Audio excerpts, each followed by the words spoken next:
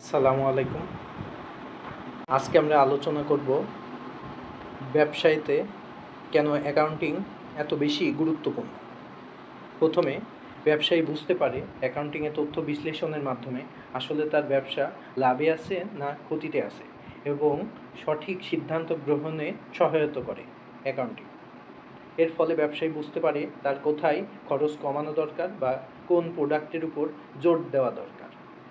এছাড়া কর নির্ধারণ এবং পরিশোধেও অ্যাকাউন্টিং খুব গুরুত্বপূর্ণ। তাছাড়া বিভিন্ন কোম্পানি থেকে লোন নিতে হলেও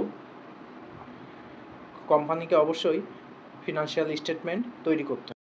তাছাড়া প্রতারণা ও অপচয় অ্যাকাউন্টিং খুব গুরুত্বপূর্ণ ভূমিকা পালন করে। তাছাড়া ভবিষ্যতের পরিকল্পনা এবং বাজেট তৈরিতেও অ্যাকাউন্টিংয়ের ভূমিকা অনস্বীকার্য।